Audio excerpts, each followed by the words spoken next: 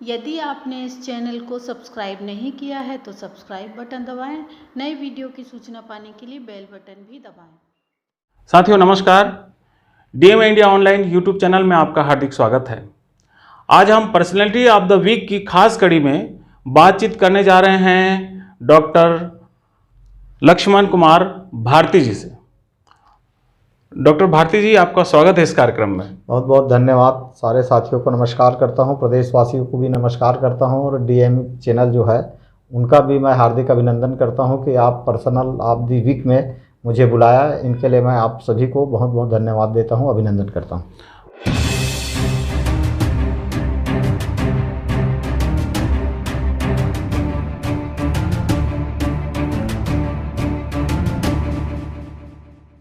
साथियों, इससे पहले कि हम भारती जी से बातचीत करें, आपकी मुलाकात कराएं, मैं बताना चाहता हूं कि लक्ष्मण भारती जी अम्बेडकरी मूवमेंट को लेकर के बहुत बड़ा काम कर रहे हैं और वर्तमान में वे छत्तीसगढ़ अजाक्स अनुसूचित जाति जनजाति अधिकारी कर्मचारी का जो संगठन है, जिसको शॉर्ट में अजाक्स कहा जाता है, उसके वो छत्तीसगढ़ प्रदेश के अध्यक्ष हैं और अखिल भारतीय गुरु घासीदास महासमिति जो है उसके वो राष्ट्रीय अध्यक्ष हैं और भी बहुत सारी समितियों और संगठनों से जुड़े हुए हैं और अपने काम को अंजाम दे रहे हैं। आज चलिए उन्हीं से ही बात करते हैं और उन्हीं के बारे में जानकारी लेते हैं।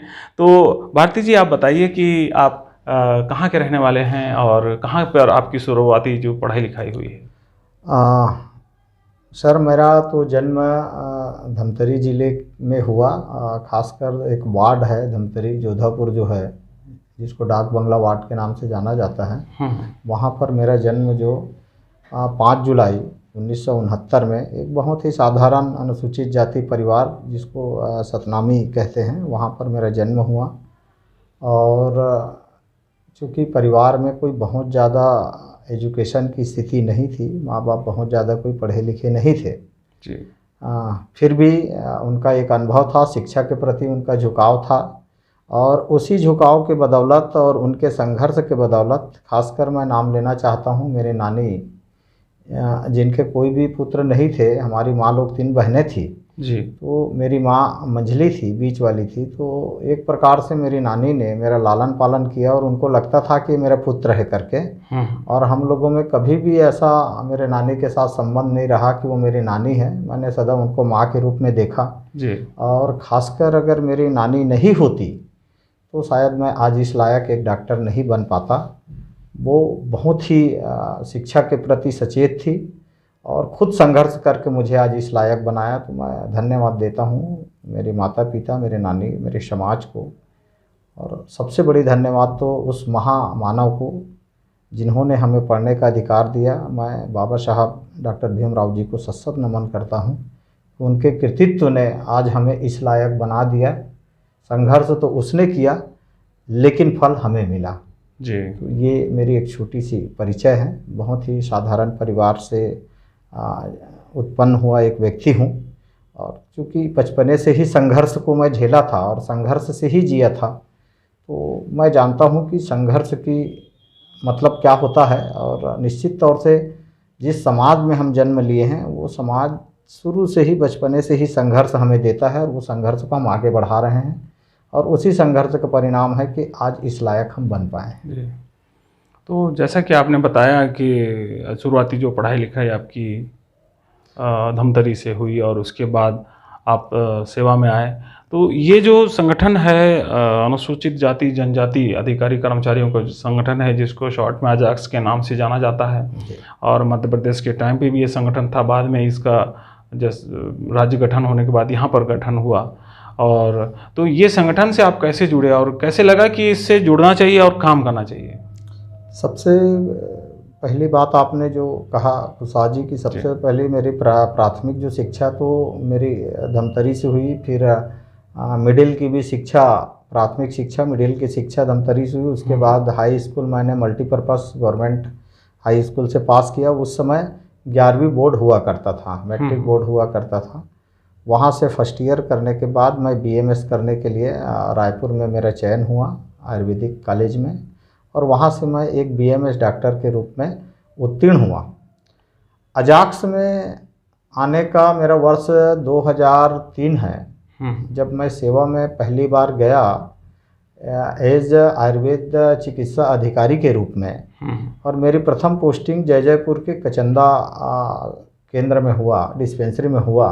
तो लोगों ने कहा कि सर आपको अजाक्स में जुड़ना चाहिए, और मैं अजाक्स में एज एक ब्लॉक अध्यक्ष के रूप में, जयपुर ब्लॉक अध्यक्ष के रूप में मैंने अजाक्स में अपनी शुरुआत किया।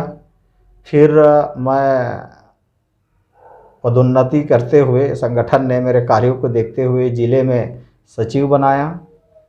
फिर मेरी स्थिति को देखते हुए हमारे संगठन प्रमुखों ने, जो प्रांताध्यक्ष थे, वो मुझे प्रांत में लाया। प्रांत में सचिव बना, महासचिव बना, कार्यकारी प्रांताध्यक्ष बना, और 2018 से आज प्रांताध्यक्ष के पद पे हूँ। खासकर अजाक्स के बारे में आपने जो पूछा है कि आपने अजाक्स के साथ कैसे जुड़े और अजाक्स की क्या भूमिका है प्रदेश में अनुसूचित जाति जनजातियों के लिए, तो निश्चित तौर से अजाक्स ही एक ऐसा संगठन है जो अनुसूचित जाति और जनजाति का मदर संस्था या संघ बोलेंगे। यहाँ पर कर्मचारियों का मात्र हित नहीं होता है, यहाँ पर अनुसूचित जाति जनजाति समाज से आने वाले हर वर्गों का विकास के बारे में सोचते हैं, चाहे वो शिक्षित हो, अशिक्षित हो, सामाजिक दायरा हो, चाहे हमारे बेरोजगार साथी हो, चाहे समाज के हमारे महान महापुरुष हो। इन सब के बारे में अजाक्स काम करती है, और ख़ासकर उन लोगों के लिए काम करती है जिनको सबसे ज़्यादा अनुसूचित जाति जनजाति के जो विपन्न वर्ग हैं, जिनको ज़रूरत है इस संगठन का। कई लोग आर्थिक तौर से विपन्न होते हैं, कई लोग पढ़ाई नहीं कर पाते हैं, कई बच्चे पढ़ नहीं पाते हैं। तो अजाक्स के जो हमारे साथी होते हैं, जो कर्मचारी हैं, इसमें कर्मचारी लोग ही सदस्य होते हैं, तो वो अपनी भूमिका से उन वर्गों का भी साथ देते हैं जो समाज में सबसे कमज़ोर वर्ग हैं। पे बैक टू सोसाइटी वाला जो काम है एकदम वो भी इसमें होता है। यस। अक्सर अजाक्स के बारे में जो जानकारी लोगों में दी जाती है कि जो कर्मचारियों का संगठन है और कर्मचारियों से संबंधित जो SC/ST कर्मचारियों के साथ में जो प्रताड़ना हो रही है, या उनके साथ में किसी भी प्रकार का जो प्रमोशन में कोई दिक्कत हो रही है, या बहुत सारे शोषण किए जाते हैं अधिकारियों द्वारा, तो इसको लेकर के भी अजाक्स लड़ाई करती है। तो मैं ये जानना चाह रहा हूँ कि अजाक्स जो बना है, तो अजाक्स का वैसे शुरुआती मकसद क्या था, किस मकसद से अजाक्स का गठन किया गया? क्योंकि हर बहुत सारी यूनियन है जो कि बड़ी बड़ी यूनियन है जो कि ऑलरेडी काम कर रही है, तो अजाक्स जैसी यूनियन की ज़रूरत क्यों पड़ी? अजाक्स तो है तो कर्मचारी संगठन, लेकिन अजाक्स काम करती है सामाजिक न्याय में, भाईचारे में और सामाजिक समानता में। खासकर अजाक्स का जन्म भी मध्य प्रदेश में 1993 में हुआ, और अजाक्स के माध्यम से उन कर्मचारियों के लिए ये संगठन बना था जिन कर्मचारियों के साथ शासन प्रशासन और समाज में उत्पीड़न और परेशान करना, उनके लिए दिक्कतें खड़े करना, उनके आरक्षण रोक देना, पदोन्नति रोक देना, विभिन्न विभागीय जांच उनके ऊपर अनावश्यक बिठा देना, और अपनी चरित्रावली SCR जैसे ख़राब कर देना, और एट्रोसिटीज़ जो है एट्रोसिटी नहीं कर रहे थे। तो अजाक्स सामने आया, और अजाक्स ने आने के बाद अपने वर्गों के हितों के लिए जो संवैधानिक मूल्य, संविधान के द्वारा प्रदत्त जो अधिकार हैं, संविधान में जो उल्लिखित हमारे लिए एक सुरक्षा का अधिकार है और विकास का, उन्नति पाने का जो अधिकार है, उन सारे संवैधानिक जो अधिकारों का अजाक्स ने प्रयोग किया, और शासन और प्रशासन को बताया कि नहीं, हम लोग अनुसूचित जाति जनजाति के लोग संवैधानिक मूल्यों को मानने वाले हैं, और हमारे साथ संवैधानिक मूल्यों के आधार पे ही आप व्यवहार करें। और अजाक्स ने जहाँ जहाँ प्रताड़ना हुआ, जहाँ जहाँ कर्मचारियों को प्रताड़ित किया गया, जहाँ जहाँ कर्मचारी हित, चाहे पदोन्नति में रोस्टर का पालन, चाहे भर्ती में रोस्टर का पालन, चाहे बैकलॉग भर्ती, चाहे सीधी भर्ती, इन सारी चीज़ों को हमने शासन और हमारे बीच, कर्मचारियों के बीच और समाज के बीच में एक कड़ी के रूप में अजाक्स ने अपनी भूमिका निभाया। और निश्चित तौर से आज अगर मध्य प्रदेश और छत्तीसगढ़ में अजाक्स के द्वारा किए हुए कार्यों के बदौलत ही आज बहुत सारे कर्मचारी हित के काम हो रहे हैं और सामाजिक हित दोनों के काम हो रहे हैं। और अजाक्स ने अपने पहरेदार की भूमिका में SC/ST के पहरेदार की भूमिका बाखूबी निर्वहन किया है प्रदेश में। तो अजाक्स काफ़ी समय से काम कर रहा है और यहाँ पर जो रिजर्वेशन की स्थिति है, जैसा कि आपको मालूम है कितना परसेंट 12% कुछ रिजर्वेशन दिया जा रहा है और काफ़ी समय से प्रमोशन में रिजर्वेशन का जो मामला है वो सुप्रीम कोर्ट के गाइडलाइन के अनुसार एक प्रकार से रुका हुआ है। तो इसको लेकर के अजाक्स क्या गतिविधि रही है, क्या पहल अजाक्स ने किया है इसको लेकर? सबसे बड़ी बात है साजी की बहुत ही खराब स्थिति छत्तीसगढ़ में है अनुसूचित जाति जनजातियों की। खासकर पदोन्नति में जो आरक्षण का विषय आपने छेड़ा है, ये विषय ऑलरेडी सुप्रीम कोर्ट में लगा हुआ था। कई राज्यों ने सुप्रीम कोर्ट में पदोन्नति में आरक्षण के मामले दायर किए हुए थे और 28 जनवरी को आपने देखा है कि सुप्रीम कोर्ट ने अपना एक आदेश पारित किया है जिसमें स्पष्ट बोल दिया है कि आरक्षण का विषय राज्य सरकार का है और केंद्र सरकार का है। वो हमारे ऊपर बोझ ना डालें, हमें नियम बदलवाने के लिए या नियम बनाने के लिए ना कहें, वो इस मुद्दे को स्वयं हल करें। न्यायालय किसी भी प्रकार में आरक्षण के मुद्दे में कोई नियम या कोई वो बनाना नहीं चाहती, ये राज्य सरकार का मुद्दा है। हम भी यही चीज़ हम राज्य सरकार छत्तीसगढ़ शासन को हम बार बार कह रहे थे कि जिस ढंग से माननीय उच्च न्यायालय के द्वारा पदोन्नति के आरक्षण में जो रोस्टर जो नियम 5 है उसको निलंबित किया, तो हमने शासन को यही कहा कि चूँकि यहाँ पर छत्तीसगढ़ में माननीय न्यायालय ने ये नहीं कहा है कि अनुसूचित जाति जनजाति को पदोन्नति में आरक्षण नहीं देना है, उसने ये कहा है कि आपके पास एक डाटा हो, वो डाटा हमें बता दीजिए और एक नियम बना दीजिए, पदोन्नति नियम बना दीजिए। सरकार ने उस माननीय न्यायालय के बातों को किस आधार पे GAD ने लिया ये मुझे समझ में नहीं आता। वो धड़ाधड़ पदोन्नति देना चालू किया और अनुसूचित जाति जनजातियों के आरक्षण को छोड़ के उसने अनारक्षित बिंदु पे पदोन्नति दिया। उसके कारण ये हुआ कि जितने भी अनुसूचित जाति जनजाति जो इस प्रदेश में आरक्षण के अनुपात के आधार पे 12% अनुसूचित जाति, 32% जनजाति, लगभग 44%, सरकार ने तो 13% अनुसूचित जाति को कहा था, लेकिन किसी कारणवश वो विधानसभा में पारित नहीं कर पाए, इसलिए 12% को ही हम मान लेते हैं। तो 44% पद भी जो पदोन्नति के जो अनुसूचित जाति जनजाति के हिस्से थे उनको भी अनारक्षित बिंदु में भर दिया। अब इसका नुकसान क्या होगा? सबसे बड़े नुकसान ये होगा कि अब आप जो वैकेंसी निकलेगा उस वैकेंसी में तो अनुसूचित जाति जनजाति के कोई लोग दिखेंगे ही नहीं, क्योंकि जो पद खाली नहीं हुआ, उनका पदोन्नति ही नहीं हुआ, वो तो उस पद में बैठा है। तो अब जो वैकेंसी छत्तीसगढ़ लाएगा उस वैकेंसी में अनारक्षित के अलावा कोई दिखेगा नहीं।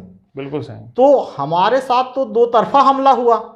एक तो हमें पदोन्नति में आरक्षण का लाभ नहीं मिला, बिल्कुल। दूसरा चीज अब भर्ती में भी हमें लाभ नहीं मिलेगा, क्योंकि जो पद खाली हुई है उन्हीं पद का वैकेंसी होगा और जो पद भरा है उसका वैकेंसी कहाँ होगा। हमारे जो UR लोग, जो सामान्य वर्ग के लोग तो ऊपर चढ़ गए उस माननीय न्यायालय के एक आदेश से, जिसको छत्तीसगढ़ सरकार ने, हमने छत्तीसगढ़ सरकार को निवेदन भी किया था कि 44% पद को होल्ड कर दीजिए और 56% जो पदे हैं उसमें आप पदोन्नति कर दीजिए अनारक्षित बिंदु में। उसमें हमारे लोगों को भी नुकसान नहीं होता और कल के दिन में छत्तीसगढ़ सरकार को भी धर्म संकट में नहीं पड़ता। बाय द वे मैं एक प्रश्न करता हूं कि मान लो अगर कोई माननीय न्यायालय ने, हाई कोर्ट ने ये कह दिया कि हम पदोन्नति में आरक्षण को जारी रखना चाहते हैं, तब की स्थिति में क्या छत्तीसगढ़ सरकार जितने भी अनुसूचित जाति जनजाति के सीट से जो पदोन्नत अनारक्षित लोगों को किया है, तो क्या उनको तुरंत वापस करेगी, जिससे अनुसूचित जाति जनजाति के लोगों को उस पद में पदोन्नति पाने का अधिकार मिले? जो अधिकार का हनन हुआ है, क्या उसको उसकी भरपाई सरकार कर पाएगी? तो ये बहुत यक्ष प्रश्न है जो सरकार ने कर तो दिया, लेकिन अनुसूचित जाति जनजाति को दो तरफा हमला किया। एक, उसको पदोन्नति नहीं दिया, दूसरा चीज़, जब अब विज्ञापन जब निकलेंगे तो सारे विज्ञापन अनारक्षित के होंगे, और ये स्पष्ट है, और ये सरकार के लिए बहुत बड़ी चुनौती होगी, और सरकार इसको किस ढंग से हमारे SC ST को लाभ देता है, ये देखने वाली बिंदु है। दूसरी चीज़ मैं ये कहना चाहता हूँ कि इस पदोन्नति से एक तीसरा हानि भी हुआ। वो हानि ये हुआ कि जो हमारे बैकलॉग के पद थे पदोन्नति के, जिसको कैरी फॉरवर्ड किए थे हैं, उसको भी संरक्षित नहीं रखा गया सरकार के द्वारा। वो कैरी फॉरवर्ड और पदोन्नति में जो विशेष भर्ती के हमारे पद थे और जो पदोन्नति के जो पद थे, बैकलॉग जो पद थे, उनको भी एक सपाटे में भर के सभी को दे दिया। तो एक तो उस वर्ष की पदोन्नति भी हमारे हाथ से निकल गई, और दूसरा चीज़ जो हमारे पद नहीं भरे गए थे पदोन्नति में, वो वाला पद भी निकल गया। तो इतना नुकसान मैं सोचता हूं कि अभी तक से किसी भी प्रदेश में नहीं हुआ है जितना नुकसान अनुसूचित जाति जनजाति का छत्तीसगढ़ प्रदेश में हुआ। बिल्कुल, बहुत महत्वपूर्ण बात कह रहे हैं साथियों कि किस प्रकार से एक जो गलती है शासन प्रशासन के द्वारा जो हुई है, उसका कितना बड़ा नुकसान एक बड़े समुदाय को, कम से कम छत्तीसगढ़ में अगर 44% कहा जाए तो एक 50% होता है करीब करीब, तो 50% समुदायों को इतना बड़ा नुकसान हो रहा है। और इसको लेकर के ये लड़ाइयाँ जो है लड़ी जा रही हैं। अजाक्स इसको लेकर के सामने खड़ा हुआ है, और इस पर जैसा कि अभी स्टे लगा हुआ है, इस पर प्रमोशन जितने होने वाले हैं उस पर, तो इस जो बहुत सारे और भी संगठन हैं इसको लेकर के काम कर रहे हैं, चाहे बिलासपुर के संगठन हो, यहाँ के संगठन हो, कुछ लॉ को लेकर के काम कर रहे हैं। तो चूँकि ये बड़ी संस्था है अजाक्स, तो क्या उन संस्थाओं को लेकर के कोई एक समन्वय बना करके ये जो लड़ाई है, ये मिलजुल करके लड़ने वाली लड़ाई है, तो समन्वय बना के चलने की कुछ इसमें क्या प्रयास अपन कर पा रहे हैं ताकि एक बड़ी जीत हासिल की जा सके?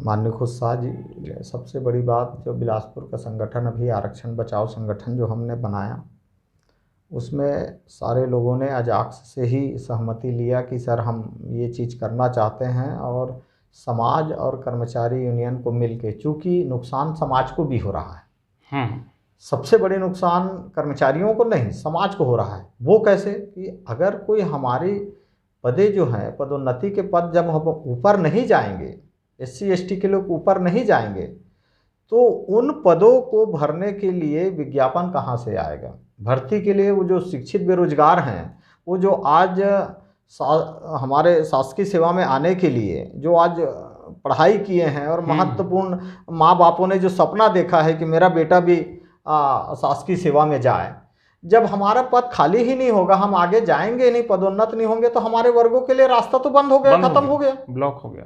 तो आज समाज में भी थोड़ा सी जागृति आई, और हमने समाज को समझाने में सफल हुए कि ये लड़ाई कर्मचारियों की लड़ाई नहीं है, ये लड़ाई समाज की लड़ाई है। क्योंकि आप नहीं लड़ोगे तो आपके बच्चे कभी समझ के शासकीय सेवा में नहीं आएंगे। जिस नियम का हवाला देकर यहाँ पर बैठे हुए आरक्षण विरोधी जो शासकीय सेवा में जो लोग हैं, अधिकारी जो हैं, वो शासन को गलत तरीके से समझा रहे हैं या गलत जानकारी दे रहे हैं, और शासन पता नहीं क्यों उन वर्गों के साथ नहीं बैठ रहा है जो सबसे ज़्यादा इस आरक्षण से पीड़ित हैं। उन लोगों से सरकार नहीं बैठ रहा है, उनसे बात नहीं कर पा रहा है। ये हमारे लिए बहुत ही गंभीर सोचने का विषय है। सरकार उन अधिकारियों से पूछ रहा है जो अधिकारी आरक्षण विरोधी हैं, और उन लोगों से नहीं पूछ रहा है जिन आरक्षण के कारण जिसको लाभ मिलना है। तो ये बड़ा विरोधाभास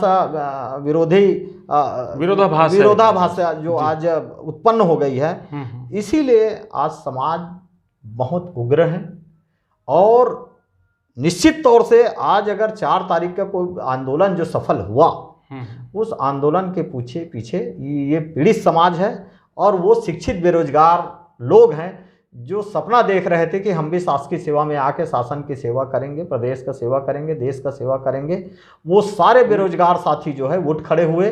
वो सारे सामाजिक संगठन, चूँकि मैं भी एक सामाजिक संगठन का मुखिया हूँ, हाँ, 2-2, 3-3 सामाजिक संगठन का मुखिया होने के नाते, जैसे सर्व छत्तीसगढ़िया महासभा का भी मैं कार्यकारी प्रांताध्यक्ष हूँ, जिसमें अनुसूचित जाति जनजाति पिछड़ा वर्ग और अल्पसंख्यक हैं। तो निश्चित तौर के सबके दिल में ये का दर्द था कि एक आदमी के पास तो 4 थाल है पदोन्नति के रूप में, और एक आदमी भूखा देख रहा है कि वो थाल मुझे मिल जाए, एक थाली मिल जाए तो मेरा भी समझ गया पेट भर जाए। लेकिन ये पता नहीं कि एक तो सरकार कहती है कि ये राज्य अनुसूचित जाति जनजातियों का राज्य है, वो बाहुल राज्य है, और हमारी जो सारे जो हमने विकास के जो दरवाजे इन्हीं लोगों के लिए खोल दिए हैं। लेकिन अगर आप वास्तविकता के धरातल में जाके देखोगे तो आज आप देख लीजिए कि जो शासकीय सेवक है वो परेशान हैं, पीड़ित हैं। वो बेरोजगार साथी जो शासकीय सेवा में जाने के लिए आतुर थे, बहुत मेहनत से जो पढ़ाई किए थे, ज़मीन जायदाद बेच के जो आज पढ़ाई किए थे, जो डिग्री लिए थे, हैं, आज अनुसूचित जाति जनजातियों के पदोन्नति नहीं होने से उन बच्चों का भी भविष्य प्रश्न चिन्ह लग गया है। और ये सरकार की सोचने की सबसे बड़ी विषय है, जो सरकार दम भरती है कि हम अनुसूचित जाति जनजाति के हितैषी सरकार है। तो जैसे कि जो अजाक्स संस्था है और भी जो तमाम संस्था है, तो उनमें जो मुख्य विचारधारा, जो प्रेरणा स्रोत हैं, वो कहीं ना कहीं बाबा साहब हैं, डॉक्टर भीमराव अम्बेडकर और परम पूज्य गुरु घासीदास जी हैं। तो आप जितने जो यहाँ पर छत्तीसगढ़ में जो अनुसूचित जाति वर्ग के जातियाँ हैं और अनुसूचित जनजाति के जो लोग हैं, उन लोगों को मिला करके इन विचारधारा को लेकर के कैसे समन्वय बनाने का आप इसमें सपना देखते हैं? क्योंकि आप चूँकि पूरे छत्तीसगढ़ के मुखिया हैं, तो निश्चित रूप से आप किसी खास जाति के मुखिया नहीं हैं, आप उन सब जो पीड़ित वर्ग है उन सभी के मुखिया हैं। तो चूँकि लोग बाबा साहब को भी मानते हैं और गुरु घासीदास जी को भी मानते हैं, रैदास को भी मानने वाले लोग हैं, कबीर को भी मानने वाले लोग हैं, तो निश्चित रूप से एक चुनौती सामने आती है कि सबको समन्वय लेकर के हम चला जा सके। इसके बारे में आप क्या कहना है? मैं तो बहुत अदना सा व्यक्ति हूँ। बाबा साहब ने हमें क्या नहीं दिया, ये तो सारे उन्हीं का देन है। शिक्षा भी उन्हीं का देन है, नौकरी भी उन्हीं का देन है। आज जो जी रहे हैं, जो हवा ले रहे हैं, पानी ले रहे हैं, वो उन्हीं का देन है। हमें तो पानी पीने का भी अधिकार इस देश में नहीं था। छुआछूत तो अनटचेबिलिटी बहुत दूर की बात है। इस देश में जानवरों को भी पानी पीने का अधिकार था, लेकिन जो एक इंसान था उनको भी पानी पीने का अधिकार नहीं था। अगर बाबा साहब महान आंदोलन नहीं करते और पानी पीने का अधिकार नहीं लेते, तो आज हम भी लोग कहीं पर जानवरों की भी श्रेणी में हमारी गिनती नहीं थी। तो बाबा साहब तो इतने महान व्यक्ति है जिन्होंने खुद संघर्ष किया और उसका फल हमें प्राप्त हुआ। उसी प्रकार गुरु घासीदास जी, मैं दोनों को बड़ा समन्वय के साथ देखता हूँ। एक बाबा साहब थे तो एक साहेब गुरु थे, जिसको हम बाबा साहब बोलते हैं। गुरु घासीदास जी को भी हम बाबा साहब बोलते हैं और डॉक्टर भीमराव जी को भी हम बाबा साहब बोलते हैं। तो हमारी बहुत समन्वय है। खासकर छत्तीसगढ़ की जो तासीर है, ये गुरु परंपरा का बहुत अनोखा मेल है। चाहे कबीर साहेब हो, चाहे गुरु घासीदास जी हो, चाहे आपके गुरु रविदास जी हो, गुंडाधुर जी हो, चाहे हमारे वीर नारायण सिंह जी हो, ये हमारे आदर्श हैं।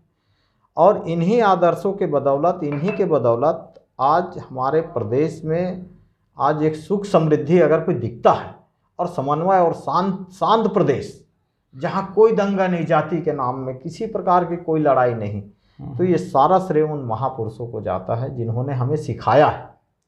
आज भी हमारे इस प्रदेश में कहीं भी खूनी संघर्ष नहीं होता है जाति के नाम में, संप्रदाय के नाम में। उसका कारण ये है कि गुरु घासीदास जी, वीर नारायण सिंह जी, गुंडाधुर जी, खूबचंद बघेल जी, ये ऐसे महान थे जिन्होंने हमें भाईचारा सिखाया, और उसी भाईचारा का बदौलत है अजाक्स भी यही सिखाना चाहता है कि हम भाईचारा के साथ इस प्रदेश में रहें। हम तो सरकार से निवेदन करना चाहते हैं कि आप जो कमज़ोर व्यक्ति होता है, और आपका लक्ष्य भी है कि जो सबसे अंतिम व्यक्ति है उनके तक शासन की एक विकास पहुंचना चाहिए, शासन की योजनाएं पहुंचना चाहिए। तो हम भी चाहते हैं कि सबसे ज़्यादा अगर कोई अंतिम व्यक्ति के रूप में अगर कोई देखा जाए इस प्रदेश में, तो सरकार को भी दिखेगा कि अनुसूचित जाति जनजाति ही इस प्रदेश का अंतिम व्यक्ति है, जिनका विकास होने से इस प्रदेश का एक नया विकास और भारत के पटल के साथ साथ विश्व पटल में भी छत्तीसगढ़ दिखाई देगा। तो अजाक्स यही समन्वय के साथ काम कर रहा है, अपने आदर्शों के साथ काम कर रहा है। और बाबा साहब नहीं होते तो अजाक्स भी नहीं होता जी। अगर अजाक्स आज जिंदा है, अनुसूचित जाति जनजाति के हित अगर संरक्षित हो रहा है अजाक्स के माध्यम से, संविधान का भी इसमें सबसे बड़े चीज बाबा साहब के द्वारा दिया हुआ संविधान है। मैं एक चीज़ और इसमें कहना चाहता हूँ, कल हमारी प्रांतीय बैठक है। हम लोग चूँकि 2 साल से कोरोना काल से परेशान थे, हम बाबा साहब के सही ढंग से और संविधान को ठीक ढंग से हम प्रदेश में पहुंचाने का जो संकल्प लिए तो नहीं कर पाए। लेकिन इस वर्ष हम संविधान यात्रा निकालने का कल हम एक संकल्प लेंगे, एक प्रस्ताव होगा जिसमें हमने कहा है कि संविधान के सम्मान में अजाक्स है मैदान में। तो हम एक संविधान यात्रा पूरा प्रदेश में निकालेंगे और अजाक्स चला गांव की ओर जो हमारा अभियान है, उसी अभियान के तहत वो संविधान यात्रा होगी। और उस संविधान में उल्लेखित जो संवैधानिक अधिकार हमारे हैं, हम उन गांव में जाके जन जन तक हम पहुंचाएंगे। साथ ही बाबा साहब के द्वारा जो इस देश के लिए जो किए हुए कार्य हैं, अनुसूचित जाति जनजाति, पिछड़े वर्ग, सामान्य वर्ग, सभी लोगों के लिए, अल्पसंख्यक के लिए जो बाबा साहब ने जो एक संविधान के रूप में एक जो कार्य करके जो दिया है, उसको हम सभी वर्गों में बताएंगे कि बाबा साहब मात्र अनुसूचित जाति जनजाति का नेता नहीं था, बाबा साहब अनुसूचित जाति जनजाति का हितैषी नहीं था, बाबा साहब इस देश का हितैषी था। इसलिए ये संविधान यात्रा हमारे बाबा साहब के कृतित्व के लिए होगा और उस संविधान के सम्मान में होगा, जिस संविधान को कुछ वर्ग लोग आज अपमानित करने का प्रयास कर रहे हैं, हम उसके सम्मान को बढ़ाएंगे और संविधान की सुरक्षा देंगे, संविधान की रक्षा करेंगे। और उसके साथ साथ आरक्षण बचाओ आंदोलन भी चलेगा, जिसमें पदोन्नति में तुरंत अनुसूचित जाति जनजाति को लाभ दे, दूसरा विशेष भर्ती अभियान चलाए, बैकलॉग के बहुत सारे सीटें खाली है, उस वर्ष की सीधी भर्ती करें। जो आज हमारे कर्मचारियों का जो विभागीय जांच अनावश्यक अधिकारी लोग द्वेष पूर्ण करके हमारे कर्मचारी को जो प्रताड़ित करते हैं, उनकी भी समय सीमा में खात्मा हो। और जो गोपनीय चरित्रावली जो खराब करते हैं, और सुप्रीम कोर्ट का भी गाइडलाइन अब आ गया है कि गोपनीय चरित्रावली जो खराब करके हमें पदोन्नति से रोक दिया जाता था, उन सारे विषयों को लेके इस संविधान यात्रा में हम अपने लोगों का अवेयरनेस करेंगे, जागरूक करेंगे। और बहुत सारे साथी हैं जो कि आपसे जुड़ना चाहते हैं और अजाक्स से जुड़ना चाहते हैं, बहुत सारे कर्मचारी हैं जो कि इस समय इस वीडियो को देख रहे हैं, तो वो कैसे आपसे जुड़ेंगे? मैं चाह रहा हूं कि जाते जाते आप इसके बारे में थोड़ा सा बताइए। सबसे बड़े सुगम तरीका है अजाक्स से जुड़ना। अजाक्स कोई संगठन नहीं है, अजाक्स तो ये हमारा परिवार है। और परिवार से जुड़ने के लिए किसी भी प्रकार की कोई बंधन नहीं होती है, ना कोई नियम होता है, ये हमारी पारिवारिक स्थिति है।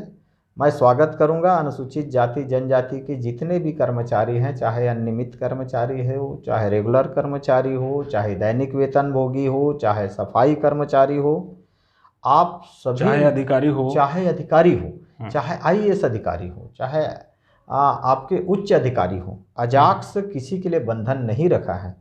खासकर अगर कोई, मैं कहना चाहूँगा कि मध्य प्रदेश के अजाक्स का प्रांताध्यक्ष कंसोटिया साहब हैं, जो प्रमुख सचिव है, वरिष्ठ IAS हैं। तो हमारे यहाँ अजाक्स में किसी भी प्रकार की कोई बंधन नहीं है। यहाँ एक सफाई कर्मचारी जो स्वीपर का काम करता है, उनका भी उतना ही सम्मान है जितना एक उच्च अधिकारी है। हमारे यहाँ किसी भी प्रकार के विषमतावादी ये संगठन नहीं है। हम एक साथ बैठते हैं और लगभग सभी के विकास के बारे में सोचते हैं। हमारी सोच बहुत ही विकास परक है अजाक्स का, और लोगों से मैं आह्वान करूंगा कि ज़्यादा से ज़्यादा अजाक्स से जुड़े, जिससे हम बेहतर ढंग से सामाजिक हित का काम करें। खासकर बाबा साहब का जो पे बैक सोसाइटी है, उसमें हम काम करें, तो एक बेहतर रिजल्ट प्रदेश में आएगा और विकास का एक नया आयाम गढ़ेगी। बिल्कुल साथियों, अगर आप भारती जी से जुड़ना चाहते हैं तो डिस्क्रिप्शन में आप उनका संपर्क है, वो आप संपर्क कर सकते हैं, उनसे जुड़ सकते हैं। और भारती जी, आपने अपने बिजी शेड्यूल से एक समय निकाला हमारे साथ बातचीत करने के लिए, इसके लिए आपका बहुत बहुत धन्यवाद। हो सकता है कि भविष्य में हम फिर कुछ मुद्दों को लेकर के आपके साथ फिर बैठें और बातचीत करें। बहुत बहुत धन्यवाद देता हूँ इस चैनल को और सम्माननीय खुद शाह जी को कि आपने हमें एक मंच दिया है।